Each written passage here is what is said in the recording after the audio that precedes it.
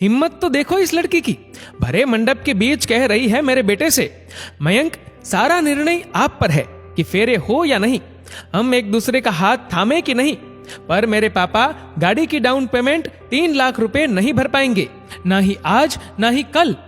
दामिनी ने तो धीरे से मयंक से कहा था, पर उसकी होने वाली मौसी सास और बुआ सास ने खूब जोर जोर से बोलकर माहौल को गर्म करना शुरू कर दिया।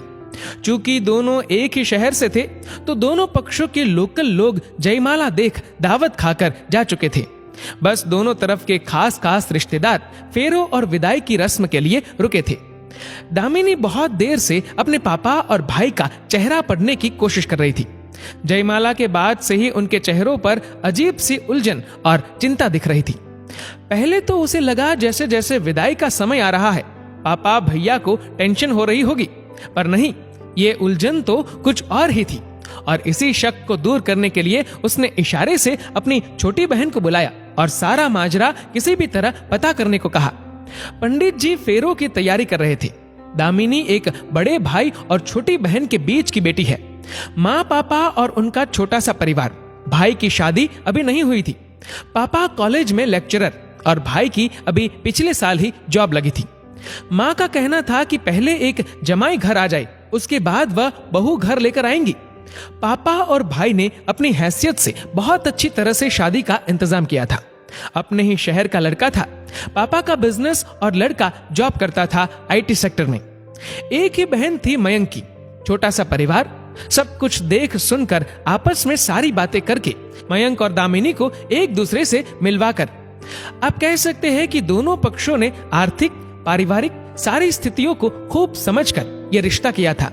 फिर शादी के दिन भरे मंडप में ये डिमांड क्यों? हाँ, गाड़ी की बात हुई थी। उसके लिए मयंक कह रहे थे कि वह डाउन पेमेंट देकर गाड़ी लेगा और इंस्टॉलमेंट भी वह ही भरेगा। आखिर नई गाड़ी लेने का शौक उसका है और वह इसे पूरा करेगा। फिर यहाँ उसके पापा के ऊपर ये 3 लाख रुपए क्यों डाल रहे? उसके पापा और भाई ने अपने सामर्थ्य के हिसाब से बहुत अच्छे से शादी का इंतजाम किया। गोल्ड से लेकर जितनी भी सुख सुविधाओं की चीजें वह अपनी बेटी को देना चाहते थे, उन्होंने दी। सभी घर वालों, रिश्तेदारों का पूरा मान सम्मान किया और जितनी रस्में थी सब अच्छे से निभाई। फिर अब ये गाड़ी की पेमेंट उसके पापा क्यों दे? पंडित जी फेरों की रस्मों के लिए तैयारी कर रहे थे कि दामिनी की बहन नैना ने आकर बताया कि पापा और भैया 3 लाख रुपयों का किसी भी तरह इंतजाम करने की बात कर रहे हैं। मामा जी, चाचा जी सबसे पूछा, किसी के पास कैश इन हैंड नहीं है, तो जीजू के पापा कह रहे हैं कि आप बस जुबान दे दो, हम फेरे शुरू करवा देते हैं। पापा बहुत परेशान हो रहे हैं दीदी। ऐसे में सबसे पहले दामिनी को मयंक से बात करना ही ठीक लगा और फेरों के लिए बैठी दामिनी ने धीरे से मयंक की राय जाननी चाहिए, क्योंकि वह उसकी संगिनी बनने जा रही थी। उसके सारे रिश्ते मयंक से ही तय होने थे। मयंक अपने पैरों पर खड़ा है तो अपनी जरूरत और शौक के लिए वह मेरे पापा पर डिपेंड क्यों? और अगर यही शर्त है तो नहीं बांधना उसे यह बंधन, क्योंकि जिसके साथ वह आजीवन बंधने जा रही है वही उसे सौदे के रूप में लेकर जाए, ये वह हरगिज बर्दाश्त नहीं करेगी।